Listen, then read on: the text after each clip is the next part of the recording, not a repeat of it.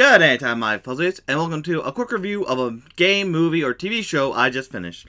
All thoughts and feelings are my own and are just for fun, quick way to get out my feelings on what I just played or watched. So enjoy and don't take anything too seriously. Good day time, my fuzzies, and welcome to a quick review of Banjo-Tooie. A game that is very, very long. But really fun. I enjoy it. I enjoy the first one a little bit more because it is so much more compact. You could do that in a day.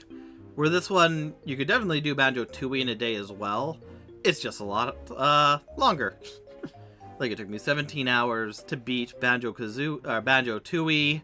Kazooie takes me like around 7 to 8 hours, I think, is my one time. So not that long, when you know what you're doing, of course. But I highly recommend the game. If you have not played Banjo-Tooie, it is part of the Rare Replay Pack. It is an HD version, but all it really does, I believe, don't quote me on that, is just boost up the visuals a bit. So, yeah.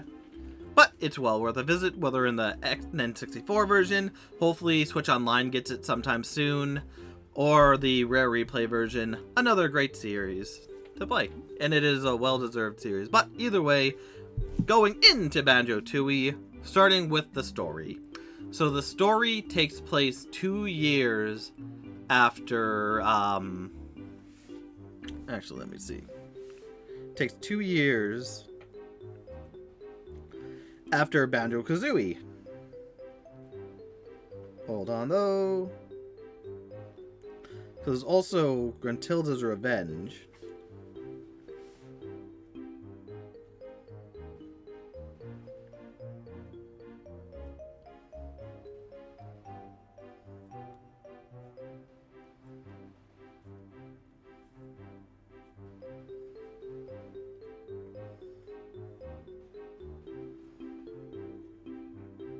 Take place. So, in release order, Banjo-Kazooie and then Banjo-Tooie came out, but in timeline order, and how I've been playing it. So, Banjo-Kazooie took place 2 years before Banjo-Tooie, and then 2 months after Banjo-Kazooie came Banjo-Kazooie Gruntilda's Revenge. But either way, in Banjo-Kazooie, this takes a lot. Again, this takes place after Banjo-Kazooie and Gruntilda's Revenge, where after the fight with Banjo and Kazooie, Gruntilda was forced off the tower and trapped under a boulder. In Gruntilda's Revenge, Klungo makes her a machine body to go into and possess, which fails, putting her back under the rock. So really, she tried, she failed. Basically, for over 2 years, she's been trapped under a rock, unable to get out. So one night, when Banjo, Kazooie, Bottles, and Mumbo Jumbo are all playing cards at Banjo's house, Gruntilda's sister with a digging machine digs through all the way into Spiral Mountain, frees the sister from under the rock. Her two sisters do, freeing her. Gruntilda, who is in skeleton form now, is like, I don't like this. I don't like being this bony. Let's give me a new body. So after being found out, Gruntilda sending a killer spell at Banjo's house, destroying it, as well as killing Balls in the process. All three sisters head back to their tower on the top of Isle of Hags, which is the huge hub world outside of Spiral Mountain, and the island, I guess, where Banjo lives. Spiral Mountain being the small area he resides in. And they go off while they are trying to power up a machine to take people's life force in order to give it to Gruntilda and make her back to her beautiful body self. Full body and whatnot. But it takes a lot of power. So they are waiting for it to power up to destroy the whole island of Hags, all the people that live there, in order to get Gruntilda back to how she was. Banjo and Kazooie, of course, go out through many different lands, getting Jiggies to use the Jiggy power to open new ways up, to fight the Gruntilda and her sisters, in the end, destroying them, making Gruntilda just ahead, and everything is said and done is good. They're all happy. Yeah, overall with the story, it has bigger stakes. It's more morbid than Banjo-Kazooie, where she just wanted to switch body types with Tootie, I guess, steal her beauty. This one, she literally, first off, does end up taking the soul of someone, or a essence, whatever, of King Jingling, making him a zombie, and then she's gonna do more. Bottles is dead. It's a lot more morbid than the first one. A lot darker in a lot of areas, which I like. It is a good dark humor in a bit that's not too dark. But yeah, for a story, it's really good. It's adds more to just what Banjo-Kazooie did, making it a bigger, better adventure. All in all, it is a too perfect of a sequel. I think it went way too big in what it did. It works really well. I had a lot of fun playing it. I will play it again in the future. But I think it might not be too perfect of a series, but I like Banjo-Kazooie a little better because it's more finite and easier to get up, play, and just spend 6 hours or 6 to 10 hours beating the game. Going on to the characters. So once again, you have Banjo, who's kind of the nicer character, who just wants to help out people and whatnot. You have Kazooie, who also wants to help out people, but she's loud, she's rude, she'll, like, mock people for no reason and whatnot. You have Jam Jar, who is, Bottle's brother, I think? Brother or cousin? He teaches you moves in the game. He's in the military, I guess. So he has more of the sergeant way of talking and whatnot. He doesn't really take respect. He disrespect. And he's very up and forward and whatnot. Good, strong character. Mumbo Jumbo. In this one, he actually moves around, and you can use him to use his spells in different areas to make different things happen. Still kind of just Mumbo Jumbo. Basic shaman type character who does spells. Then you have Humba Wumba, who takes the Mumbo role from Banjo-Kazooie, where if you give her the Globo, which her and Mumbo need to use their magic, she will transform you into whatever creature the said world needs you to transform into. And it's really good. A lot of fun. All the creatures can actually attack, unlike Mumbo's. I think could only one of them attack, or none of them? Yeah, the crocodile could attack. None of the other creatures could attack, though. Fun. Good characters. You have Gruntilda, again. This time they take away her rhymes, which I don't like. I liked when she rhymed. It added so much character to her, and her mocking you while you went through the land. It was just fun.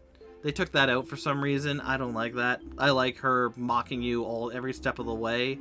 And rhyming, too. Had a lot of character. Like I said, added a lot of character to her. You had her sisters, who were Mingella, who was just slim.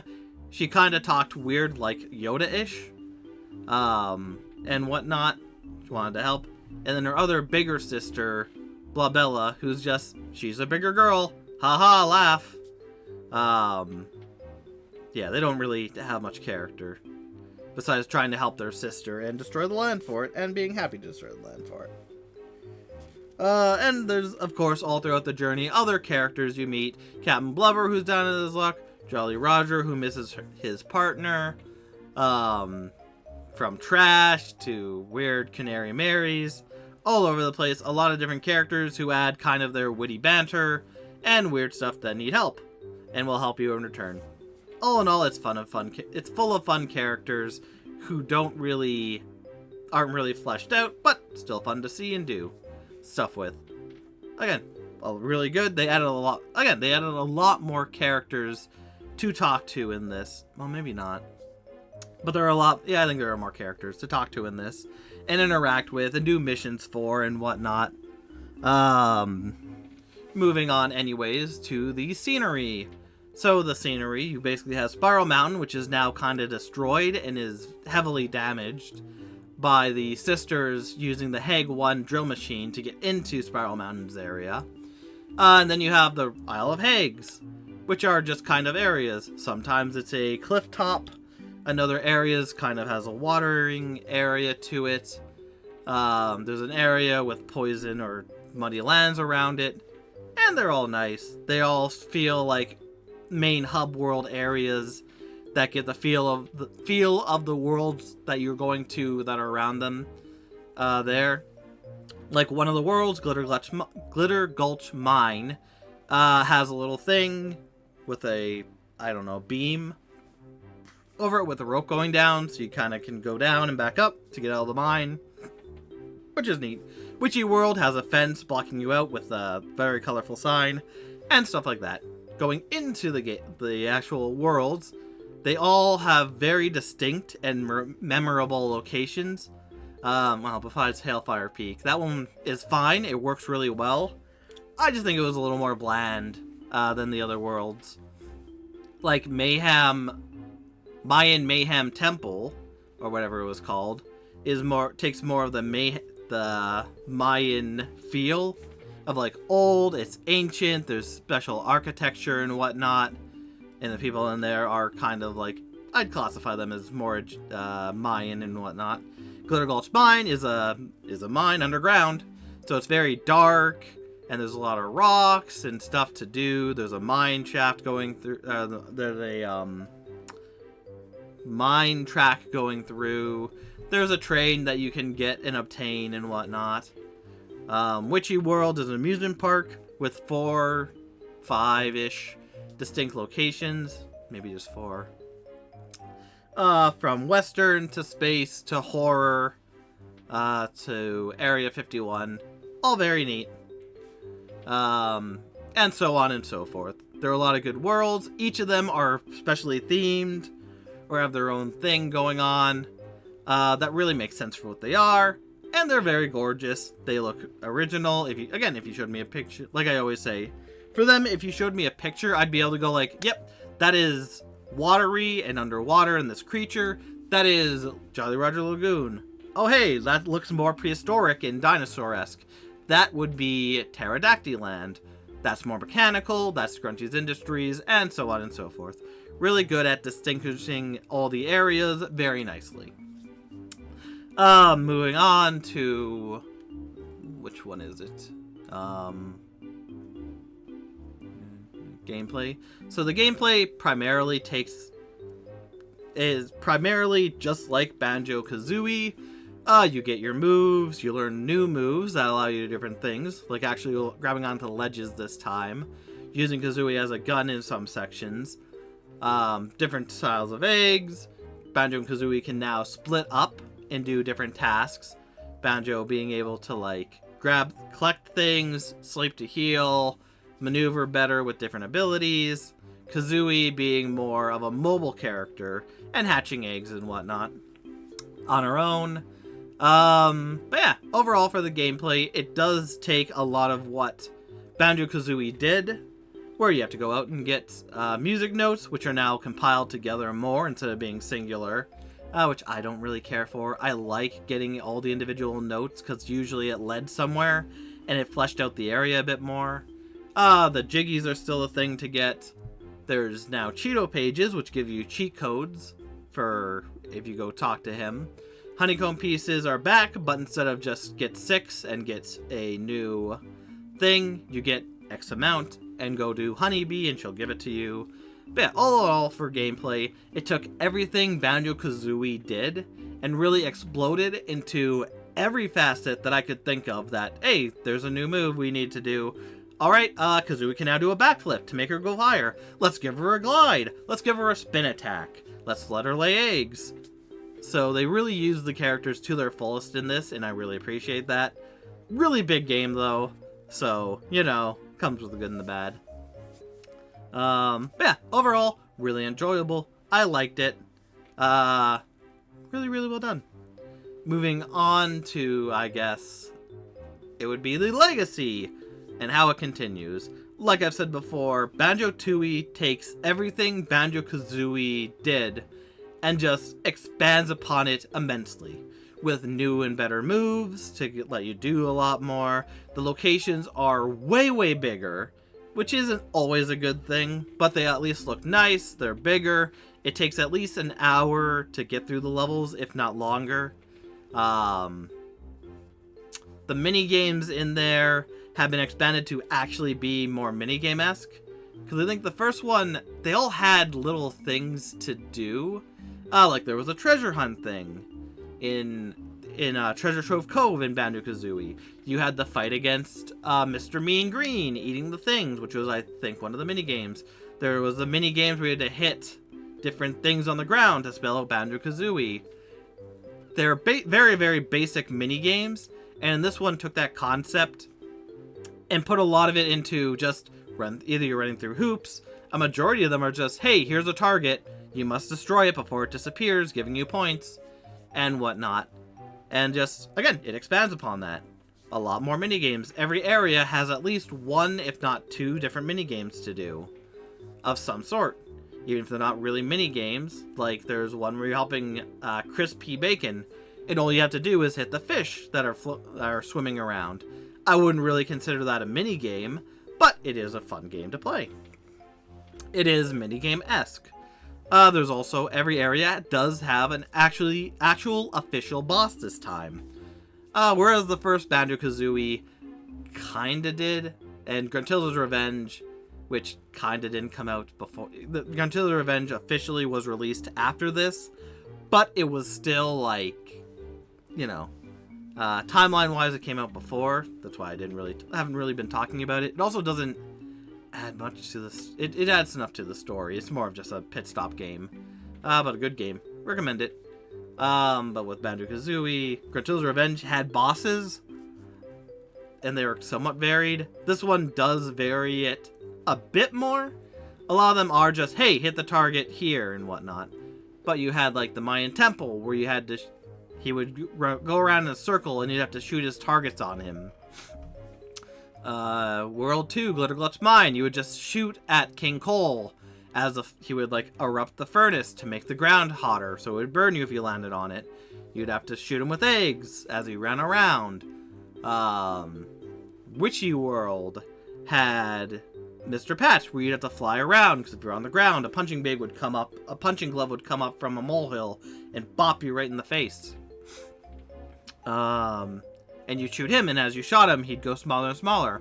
Although a lot of them are just hit the weak spot, or hit them in this area. They do a good job of like what their attacks are, and what they're doing, and their movement, and yada yada yada, how they look, and whatnot, to make every encounter with a boss feel somewhat unique in one way or another.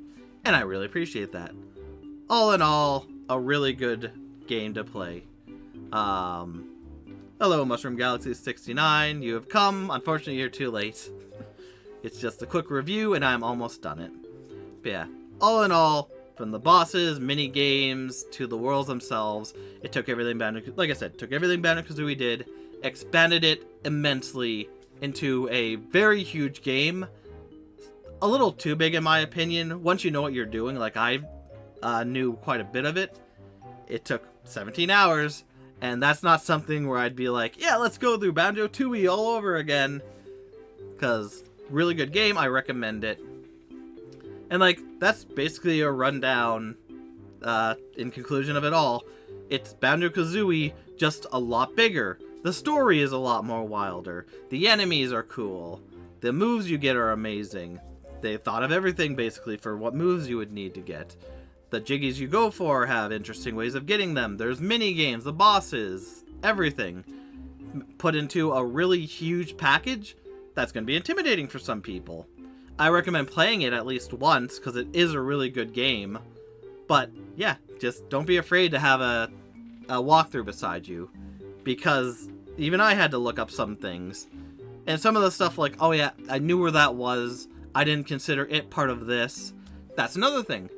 The game has a lot of crossover things, where you'll do something in X world, either ahead or behind, and then it'll transfer over to another world.